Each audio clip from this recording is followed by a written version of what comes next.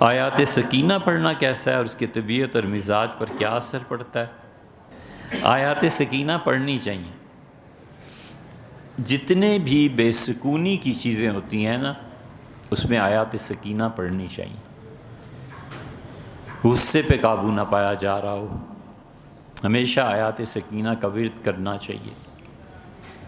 امراض ہیں جنسی طور پہ، اخلاقی طور پہ، کسی بھی چیز میں بار بار ان آیات سکینہ کو، انہیں آیات سکون بھی کہتے ہیں۔ 6 آیتیں ہیں قرآن کریم میں، اور اس میں آتا ہے ہر جگہ کہ فَأَنزَلَ اللَّهُ سَكِينَتَهُ عَلَيْهِ، اللہ نے اپنے بندے پر سکون نازل کیا۔ غار ثور کے متعلق بھی آتا ہے کہ حضرت بکر رضی اللہ عنہ نے کہا کہ لو نظر تحت قدمائے، اگر اس آدمی نے اپنے پاؤں بھی دیکھے نا، لنظرنا، ہمیں دیکھ لے گا، اتنے قریب آ گئے ہیں یہ۔ تو غار کے باہر ہی کھڑے ہو کے تو باتیں کر رہے تھے، تو حضرت رسالت پناہ صلی اللہ علیہ وسلم نے فرمایا تمہارا ان 2 کے متعلق کیا خیال ہے جن کا تیسرا اللہ ہے؟ ثانی اثنین، 2 میں سے دوسرا۔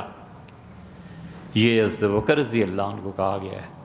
حضرت عمر رضی اللہ عنہ کہتے تھے میری ساری زندگی کی نیکیاں لے لیں ابو بکر، اور ایک رات جس میں وہ رسول اللہ صلی اللہ علیہ وسلم کو غار ثور میں لے کے گئے تھے، اور ایک دن جس دن انہوں نے فیصلہ کیا تھا کہ ہم مرتدین کے خلاف جہاد کریں گے، یہ 2 مجھے دے دیں، میری ساری زندگی کی نیکیاں ان کی نظر۔ تو حضرت بکر رضی اللہ عنہ نے کہا تھا، حضور صلی اللہ، اس میں بھی آتا ہے فَأَنزَلَ اللَّهُ سَكِينَتَهُ، اللہ نے اپنا سکون ان پہ نازل کیا۔ 6 جگہ یہ ہیں۔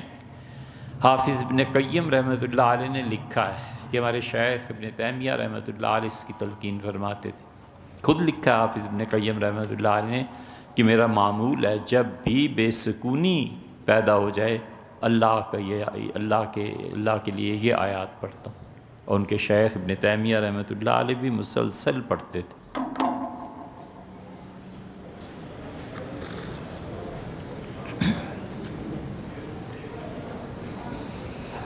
ان کے شیخ ابن تیمیہ رحمۃ اللہ بھی کثرت سے پڑھتے تھے۔ وہ کہتے تھے میرے شیخ پڑھتے تھے، فجر کی نماز کے بعد بیٹھتے تھے اور اشراق تک پڑھنے تک بیٹھے رہتے تھے اور اللہ کا ذکر کرتے تھے۔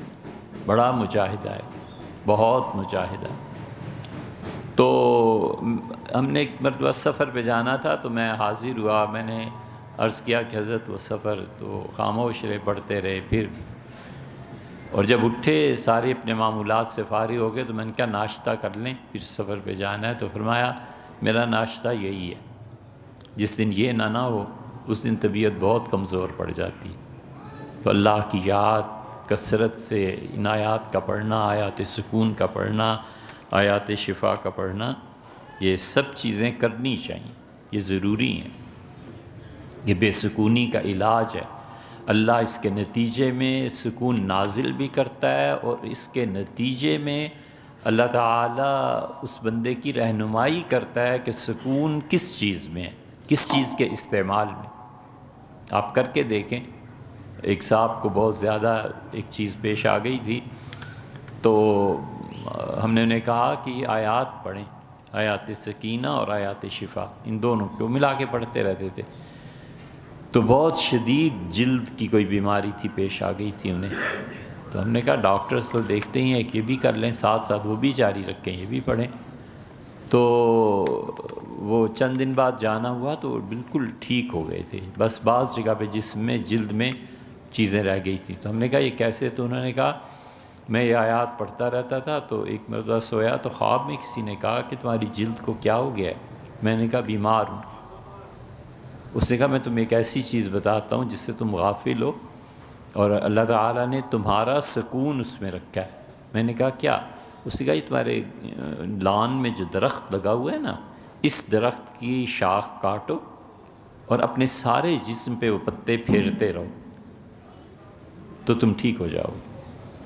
کہنے لگے میں اٹھا، اسی وقت میں اپنے لان میں گیا، درخت شاخیں اتاری اور میں اپنے جسم پہ پھیرنی شروع کی روزانہ۔ اسے یہ تو نہیں بتایا تھا کہ کب، تو میں سارا دن وہی کرتا رہتا تھا، کپڑے اتار کے جسم پہ وہ شاخیں پھیرتا رہتا تھا۔ کہنے لگا دیکھو چند دن میں بالکل ٹھیک ہو گیا۔ اللہ تعالیٰ وما یعلم جنود ربک الا ہو، اور تیرے پروردگار نے جب فوج اپنی بھیجنی ہو کسی کام کے لیے تو تیرے پروردگار کی فوج کو دنیا میں کوئی نہیں جانتا۔